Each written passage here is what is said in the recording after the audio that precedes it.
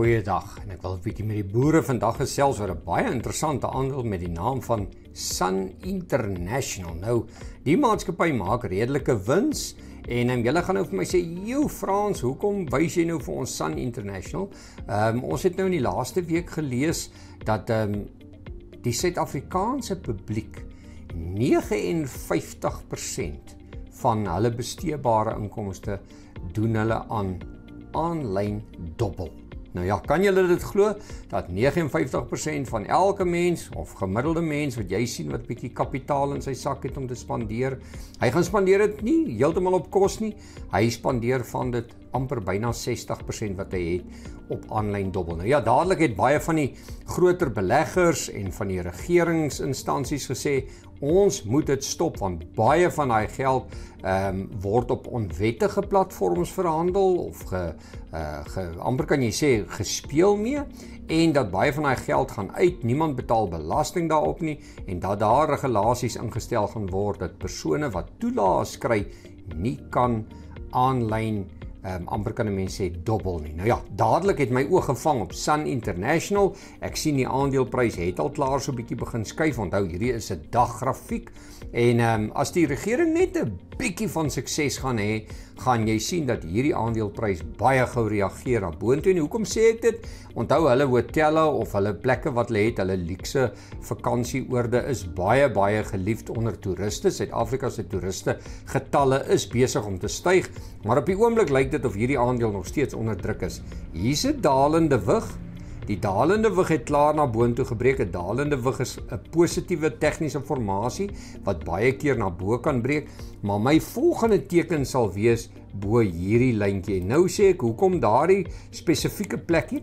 Want hier het jy 'n bons gehad in die aandeleprys, jy het so 'n bietjie van dit terugtrek, ons noem dit 'n laer hoogte, en as jy dan daar natuurlik en jy breek boontoe, dan kan jy 'n hoër hoogte kry, wat natuurlik 'n tegniese positiewe beweging kan veroorsaak, en dit is vir die boere belangrik. Daai vlakkie lê by R39.66. Nou, as jy bo R39.66 gaan, kan hy baie maklik hierdie tendens begin gee na boontoe en sy 50 dae bewegende gemiddelde lê by R41.23. So dit wys jou maar net, hier's baie speling in hierdie aandeel en julle kan nie glo nie, maar hierdie aandeel was net in Julie maand laas jaar, kan julle dit glo, baie naby aan R47 per aandeel, wat eintlik 'n baie goeie aandeel was.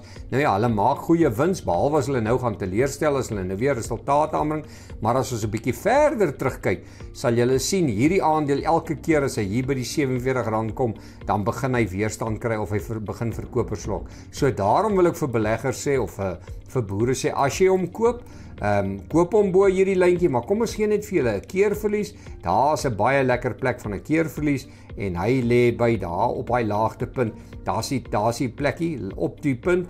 As ons nou daarna kyk, R37.36 is jou keerverlies en bo R39.66 kan jy hom koop en hy kan na boontoe wip en kom ons gee net vir julle teikens na bo. Die eerste vlakkie gaan wees R39.87, dan R40 op die kop en dan dink ek gaan ons hier by R40.66, daai plek weerstand kry, dan natuurlik weer by R40.98, maak dit maar R41 en dan hier by die 50 dae bewegende gemiddelde is R41.19.